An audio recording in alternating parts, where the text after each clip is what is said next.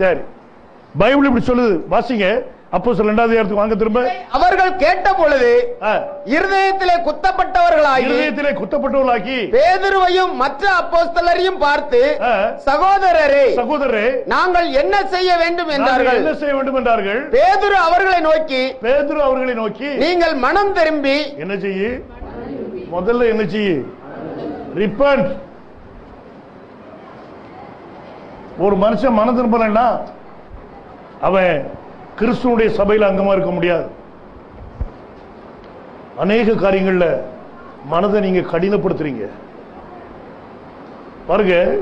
சில நேரங்கள்ல நம்ம மனசுல இப்படி ஒரு எண்ணம் இருக்கும், இந்த ஆள்கிட்ட பேசவே கூடாது, எனக்கு என்னெல்லாம் பண்ணிருக்கான் தெரியுமா, ஒருத்தர் அப்படி சகிக்க முடியாது பிரதர், அவ்வளவு கெடுதல் எனக்கு செய்யிருக்கான், ஆகியனால என் வாழ்க்கையில நான் என்ன செய்ய மாட்டேன், அவன்கிட்ட பேசவே மாட்டேன். உனக்கு -1 பாயிண்ட் அங்க போயிட்டு. ஏன் உன் வாழ்க்கையில ஆண்டவர் சொல்றாருல, உன்னுடைய சத்ருவை என்ன செய்ய? முதல்ல சத்ருவை மன்னிச்சா தானே சிநேகிக்க முடியும். மன்னிக்காமலே சிநேகிப்பீங்களா? அப்படியா? முதல்ல என்ன செய்ய வேண்டியிருக்கும்? மன்னிக்க வேண்டியிருக்கும். நமக்கு அவரு மன்னிக்கிறார்ல, அவருக்கு விரோதமா நம்ம என்ன குற்றம்லாம் செய்யிருப்போம் சொல்லுங்க. அதை யோசிக்க பார்ப்போம். வேற ஒரு பக்கம் போகக்கூடாது, பக்கத்தில் இருக்க ஆள் என்ன செஞ்சு அதெல்லாம் பார்க்கக்கூடாது. நம்ம ஆண்டவருக்கு விரோதமா நம்ம வாழ்க்கையில் என்னென்ன குற்றம்லாம் செய்திருப்போம்.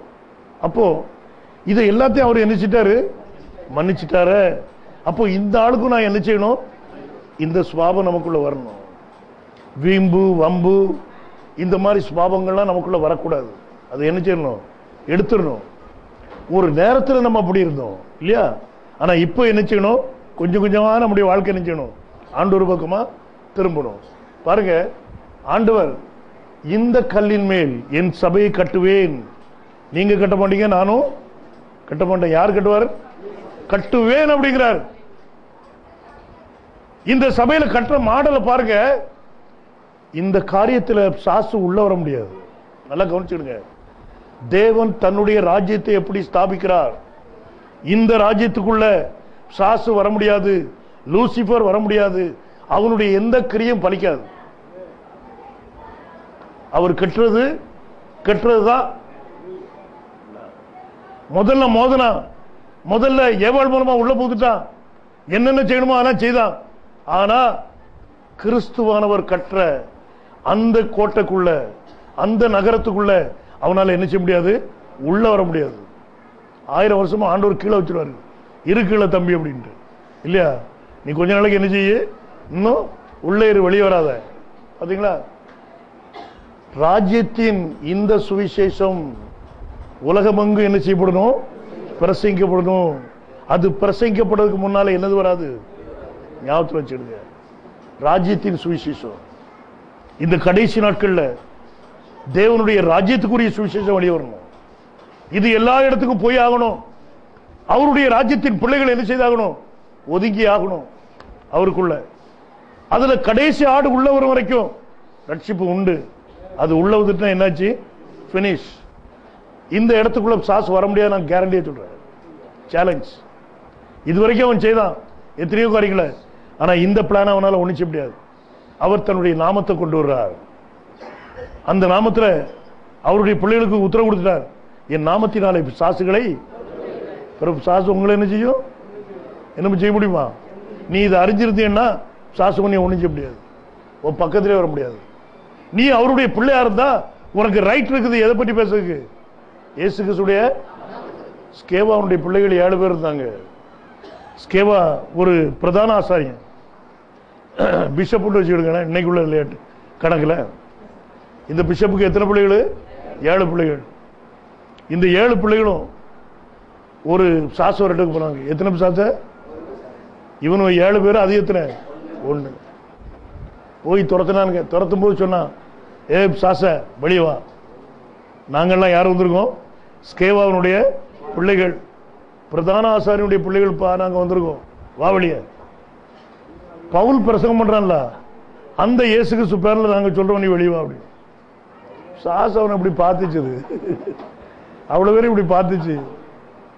வந்து பவுலையும் அறிவேன், பவுல் பிரசங்கிக்கிற இயேசுவையும் அறிவேன், ஆனா நீங்க யாருப்பா? அதாவது இயேசுவின் நாமத்தை ஏற்றுக்கொள்ளாமலே அந்த நாமத்தில் அற்புத அடையாளம் செய்யணும். ஆனா அந்த நாமத்தை என்ன செய்யக்கூடாது? ஏற்றுக்கிட கூடாது, தூர தள்ளி நிற்கணும். இது ஸ்கேவா கூட்டம். துணி கிணியெல்லாம் பிடிச்சி கிழிச்சு 7 வரை ஓட ஓட எடுத்து நிர்வாணமா விரட்டி விட்டுட்டு பாருங்க. 7 சாசு இல்ல, 1 சாசு. எத்தனை பேரை விரட்டுது? 7 பேரை. ஆனா தேவனுடைய பிள்ளைகள் அப்படி இல்லை. பவுலும் ஒரு அதிகாரி பேசிட்டு இருக்கிறான். அந்த அதிகாரி சொல்றான், எப்படிப்பா நீ ரோமன்கிற அந்த உரிமையை பெற்றுக்கிட்டா?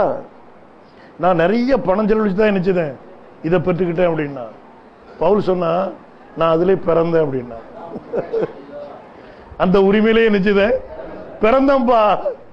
அப்போ இயேசு நாமம் யாருக்குள்ளது? எங்களுக்குள்ளது. நாங்க அதிலே பிறந்தவங்கப்பா. அப்போ அந்த நாமத்தில் என்ன உண்டு? பவர் உண்டு. சாசு இந்த ராஜ்யத்துக்குள்ள வர முடியாது. இயேசு கிறிஸ்து கட்டப்படுற அந்த ராஜ்யத்தை பற்றி உங்க மத்தியில பேசிட்டு இருக்கிறேன். அது எந்த பாதையில வருதுங்கிற பாருங்க. தேவனுடைய பிள்ளைகள் மூலமா என்னச்சது? அந்த நாமம் என்னச்சது? வந்துட்டு இருக்கு. எங்கே 2-3 பேர்கள் என் நாமத்தின் நிமித்தம் கூடியிருக்கீங்களோ அங்கே ராஜ்யமே இருக்கு பிரதர். அங்க எவ்வளவு அருமையா ஆண்டவர் இந்த காரியங்களை கொண்டு போறாரு பாருங்க. அப்போ பேதுரு சொல்லிட்டான், ரிப்பன்ட், நீ என்ன செய்ய? மனம் திரும்பு. மனம் திரும்பி ஒவ்வொருவரும் பாவம் மன்னிப்பு கண்டு. ஒவ்வொருவரும் என்னத்துக்காகவா? பாவம். இதுதான் முக்கியம். பாவம் என்ன செய்யப்படணும்? மன்னிக்கப்படணும். அவர் தமது ஜனங்களின் பாவங்களை நீக்கி அவர்களை. அப்போ பாவம் நீக்கப்பட்டாதான் நீ ரட்சிக்கப்பட்டவா. நீ ரட்சிக்கப்பட்டவளா இருந்தாதான் யார் சபையில் இருக்க முடியும்? கிறிஸ்துவனுடைய சபையில நீ இருக்க முடியும். இல்லைன்னா இல்ல. பாருங்க, மனம் திரும்பி பாவ மன்னிப்பிற்கென்று கிறிஸ்துவின் நாமத்தினாலே ஞானஸ்நானம் பெற்றுக் கொள்ளுங்கள். என்னத்திலையா? இயேசு கிறிஸ்துடைய பெயர்ல நேமம் கொண்டு விட்டார். இப்போ காலாகாலமா தொழுதுகிட்டு வந்த நாமம், இந்த நாமம் இப்ப உங்களுக்கு என்ன செய்யுது? பாவத்தை கழுவுது. இந்த நாமத்தில் சாசு என்ன செய்யுது? ஓடுது. இந்த நாமத்தில் நீ எதை கேட்டாலும் அத தர்றாரு. அப்போ இந்த நாமத்தில் உள்ள ஸ்பெஷாலிட்டி என்ன? பாவங்கள் மன்னிக்கப்படுது. உலகத்தில் யாரு பாவி இல்லை சொல்லுங்க? உங்களை யாராவது பாவி இல்லாதவங்க இருக்கீங்களா? குணத்தில் என் தாய் என்னை. அப்ப பிறக்கிற ஒவ்வொருவனும் பாவி. தாயிட்ட பிறக்காம யாராவது வந்திருக்கீங்களா? தாய் தப்புனால பிறக்காம. ஏன்னா இயேசு கிறிஸ்துக்கு வந்து தாப்பம் கிடையாது. இயேசு கிறிஸ்து எதனால பிறந்தாரு? பரிசுத்த ஆவியினால, இல்லையா? அப்போ பரிசுத்த ஆவி அவரே தான் தேவன், வேற யாரும் இல்லை. தேவன் தனக்குன்னு ஒரு சரீரத்தை நினைச்சுதார், எடுத்துக்கிட்டார், அவ்வளவுதான் பைபிள் சொல்லுது. இப்போ பாவம் செய்யாத யாராவது இருந்தா இது அவங்களுக்கு தேவையில்லை. ஆனா பாவின்னு சொன்னா என்ன செய்தாகணும்? உன் பாவத்தை கழுவி ஆகணும். இல்லைன்னா உனக்கு ரட்சிப்பு துப்புரவை எழுதி வச்சுடுங்க. இதை இப்படியே வச்சுக்கிட்டு அப்போஸ்தலர் 4:12 வாசிங்க. அவராலே அன்றி வேறொருவராலும் ரட்சிப்பு இல்லை. நாம் ரட்சிக்கப்படும்படிக்கு வானத்தின் கீழெங்கும் மனுஷர்களுக்குள்ளே அவருடைய நாமமே அல்லாமல் வேறொரு நாமம் கட்டளையிடப்படவும் இல்லை என்றான். அவருடைய நாமமே அல்லாமல் வேறொரு நாமம் என்ன செய்யப்படல? கட்டளையிடப்படவும். என்னத்துக்கா? ரட்சிக்கப்படுறதுக்கு. நீ ரட்சிக்கப்படணும்னா அந்த நாமத்தில் அவருடைய பாவம் என்ன செய்யப்படணும்? கழுவப்படணும். அதுக்குத்தான் இயேசு என்று பெயரிடுவாயாக. இப்ப இந்த இயேசுங்கிற பேர் காலாகாலமா வணங்கிட்டே வந்த பேரு. இது தாவீதுக்கு நல்லா தெரியும். இந்த நேமில் தான் பாவ மன்னிப்பு உண்டாக போகுது. நான் தேவனுடைய பிள்ளையா மாற போறது இந்த நாமத்தில் தான். தேவன் தன்னுடைய பிள்ளைகளை தன்னுடைய வித்துக்களை உங்க உலகத்துக்குள்ள கொண்டு வர விரும்பினார். அந்த வித்துக்கள் நீங்களும் நானுமா இருந்தால் நீங்கள்லாம் யாரு? தேவனுடைய குமாரர்கள். அந்த